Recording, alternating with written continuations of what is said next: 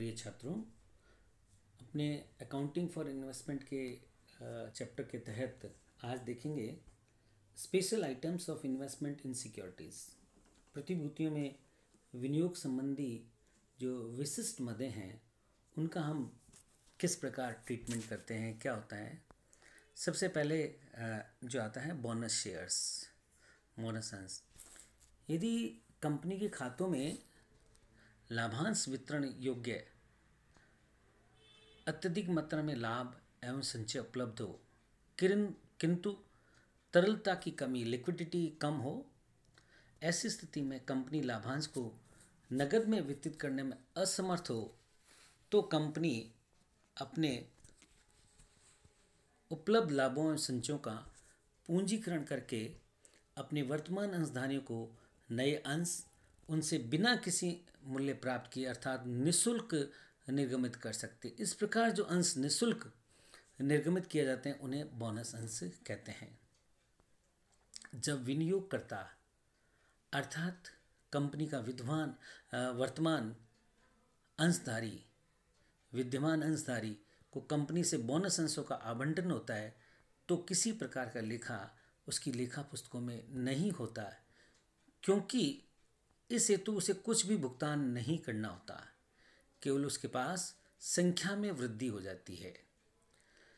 विद्यमान एवं बोनस अंशों की संयुक्त लागत बोनस अंश प्राप्ति से पूर्व निर्धारित अंशों की लागत के बराबर ही बनी रहती है। बोनस अंशों की प्राप्ति के पश्चात प्रति अंश लागत किस प्रकार ज्ञात की जाती है वो देखिए।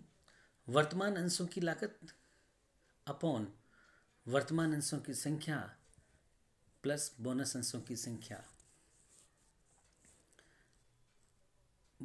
बोनस अंशों के कारण प्रति अंश लागत में जो है कमी आ जाती है।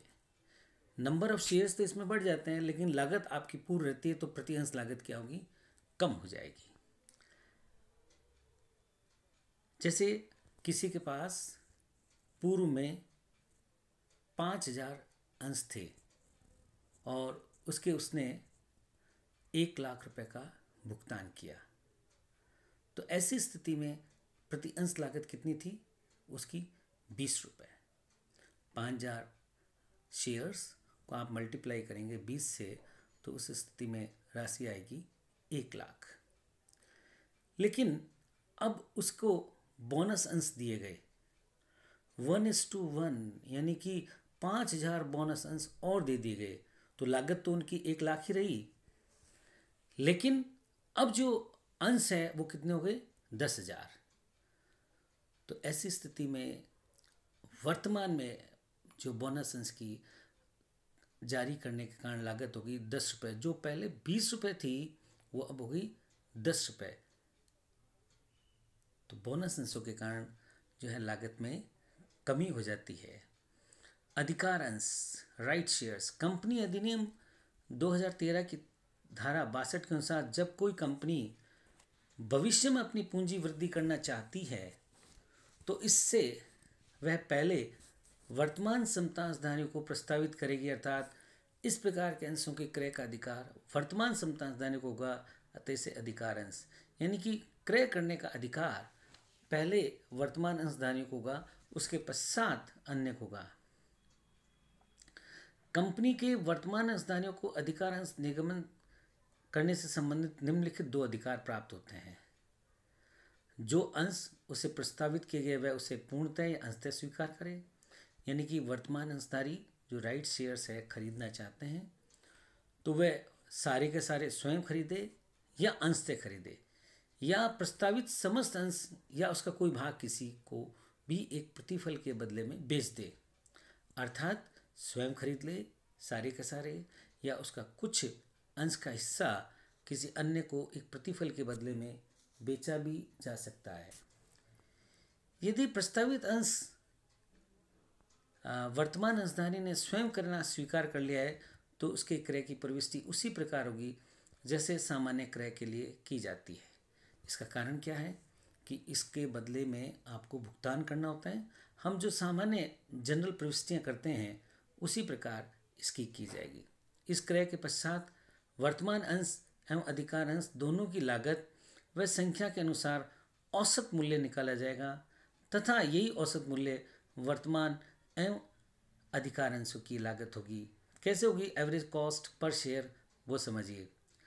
Cost of existing shares plus cost of right shares purchased upon number of existing shares plus number of right shares purchase. यदि विनियोगकर्ता ने प्रस्तावित अंशों या उसके किसी भाग को बदले में बेच दिया है तो वे अधिकार सहित क्रय थे, तो प्राप्त प्रतिफल की राशि से वर्तमान अंशों की लागत को कम कर दिया जाएगा, जिसके लिए निम्नलिखित प्रविष्टि की जाएगी। Bank account DR to investment in shares, consideration received. इसी में एक आता है परिवर्तनीय ऋण पत्र, कन्वर्टेबल डिबेंचर।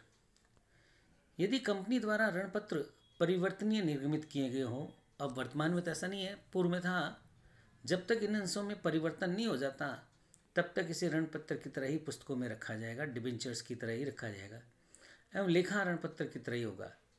परंतु जब ऋण पत्र का परिवर्तन कन्वर्टेबल इन शेयर्स हो जाता है तो लेखा अंशों की तरह होगा, यानी कि शेयर्स की तरह होगा। यहाँ अंश की लागत वही होगी जिससे कंपनी ने ऋण पत्र के मूल्य में कमी की है। यदि कंपनी ने 100 रुपये वाले 12% ऋण पत्र जारी किए, इसका 60% परिवर्तन 15 माह पश्चात 2 साधारण हिस्सों में हो जाएगा। 15 माह तक लेखा ऋण पत्रों की तरह 100 रुपये का होगा, परंतु 15 माह पश्चात ऋण पत्र का मूल्य 40 रुपये रह जाएगा, ब्याज इसी राशि पर मिलेगा। 15 माह पश्चात 60 रुपये के ऋण पत्रों के बदले 2 अंश प्राप्त होंगे, जिसकी लागत 30 रुपये प्रति अंश होगी एवं इसका लेखा अंशों की तरह ही होगा। तो ये अकाउंटिंग एंट्रीज के अंतर्गत कुछ जो स्पेशल आइटम्स थे उनका किस तरह व्यवहार किया जाता है वो मैंने आपको समझाया। Thank you.